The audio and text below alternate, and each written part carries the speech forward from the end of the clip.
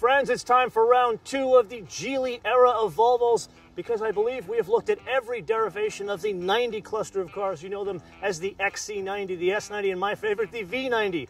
Now it's time to go a little bit down market, look at the 60 cluster of cars, translated mid-size. And the first one's technically not a car, it's a crossover, the XC60. But before we nerd out on bullets and numbers of engines and design things, all that kind of stuff, I have a riddle for you. Where do Volvos come from? I'll give you a second there. Ready? If you said Sweden, you would be correct. Well, there's a reminder, because if you remember in the all of the 90 cluster cars, a little flag on the right seat. Well, guess what?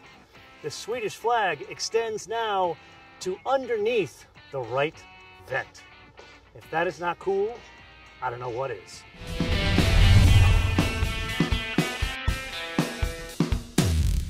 Now, before we unpack the engine output in this specific case, some fair warning, especially if you have seen any of our 90 cluster episodes, because what's under the hood there is under the hood here, which means you should be able to recite this with me. So let's do it together.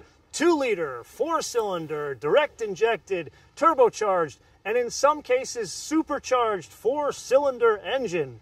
In the basic T5 model, actually that's the basic one that's in the US, it is good for 250 horsepower, which comes in at 5,500 RPM. And then the torque, 258, which comes in at a very low 1,500 RPM, stays flat all the way up to 4,800 RPM. Then there's this is the T6, also 2-liter, also turbocharged, but this one adds a supercharger. In this case, it is 316 horsepower, 295 pound-feet of torque, which comes in at 2,200 RPM. And then there is a coming T8. Sadly, we will not be driving T8 in the full first drive review. We're going to be driving this one, the T6. But anyway, back to the T8.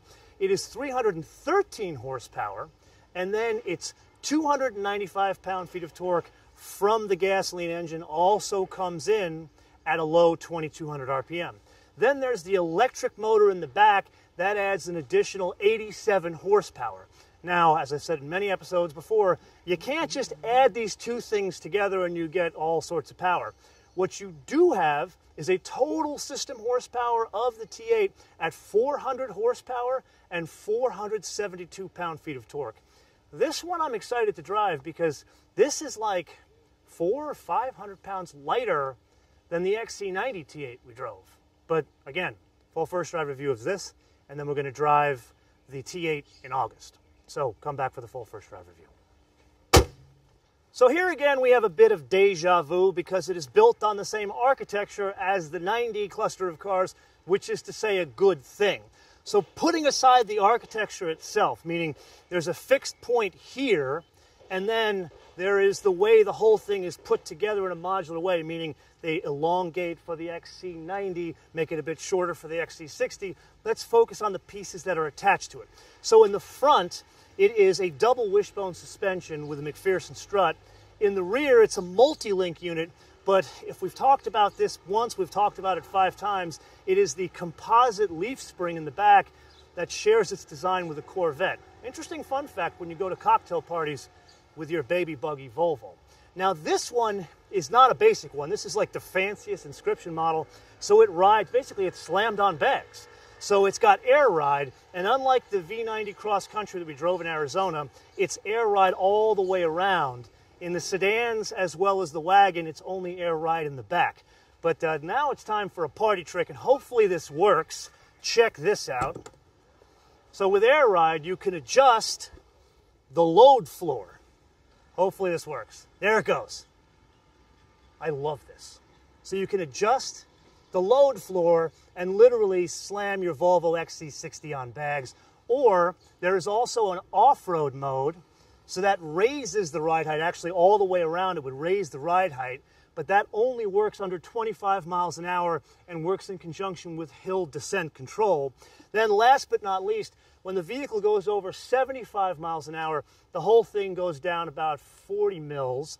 And then if it goes over 112 miles an hour, which I don't think many yummy mommies are going to be doing that, that goes down basically 0.79 mils. Very exciting to see that in a mid-size crossover. Okay, so I think we've covered, oh yeah, there's an 8-speed automatic transmission, but that's not as exciting as air ride, is it?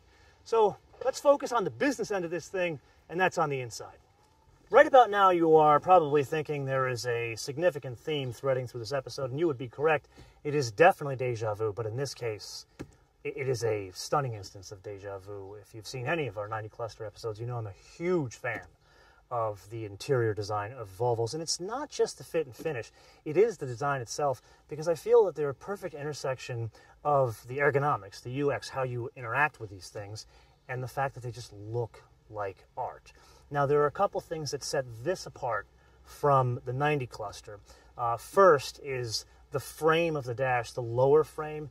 The line is not one continuous line. It bows up and down over on that side, which accentuates the second and probably more interesting detail or personality of the 60 interior, and that is this choice of driftwood. If you remember in our V90 cross country episode, you know, the one problem I had there was the dark wood. I like the blonde that we saw in the XC90 T8. This is just a couple of shades lighter than that, but this accentuates like this, I want to say, recycled nature of the wood itself. Then a couple of other things carry over, and that is the 9.3-inch screen here, as well as the general UX of the buttons and the 12-inch screen over there. And then there's a couple of other things going on. Number one, it's not just Apple CarPlay fitted as standard. Now Android Auto is fitted as standard as well. And then something I've noticed in driving the car now for a couple of hours is the console. No one has actually told me that this is higher than the console in a 90. It just feels higher, which makes the seating position feel a bit more sporty. That's just my take on the whole thing. Now, we'll spend some more time talking about other details of the UX and the interior in the full first drive review, so make sure you come back for that.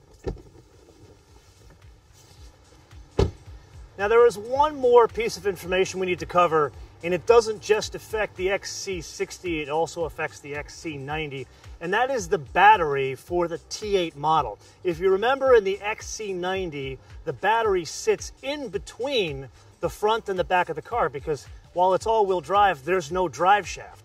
However, with the introduction of the XC60 T8, the battery goes to 10.4 kilowatts as opposed to the previous battery in the XC90. Now, once this is introduced, that new battery will cascade down into the XC90. Now, once again, we're going to drive this in the full first drive review coming up probably tomorrow, and then we're going to drive the T8 version coming up in August, so make sure you come back for both of those episodes. In the interim, I want to leave you guys with a question, and this is purely based on what you have seen today, meaning design. If you had to choose between the XC60, the Mercedes GLC, and wait for it, the Porsche Macan, you are not allowed to choose the Lexus crossover. The Porsche Macan, which one would you choose and why? Let me know in the comments below or via our social media, MotoManTV all one word, MotoManTV all one word, Facebook, Twitter, and Instagram. And with that, I want to leave you with two things. Number one, make sure you unsubscribe from us and then resubscribe and then click notifications. This is how much YouTube has screwed up the platform for YouTubers, big and small, no matter the genre. And number two, I want to leave you with a fun fact, and this one kind of makes me giggle. So we already talked about what country these things come from. Well, you would think, because they are known for safety from way back in the day when they invented seatbelts, that it's a guy named like Aachen or Per or somebody like that that designs the safety of these things. Well, it turns out one of the directors of safety at Volvo, his name is Graham, and he's from Scotland. And you're going to meet him coming up in an episode after we do the full first drive review. Until we see you next time, bis später.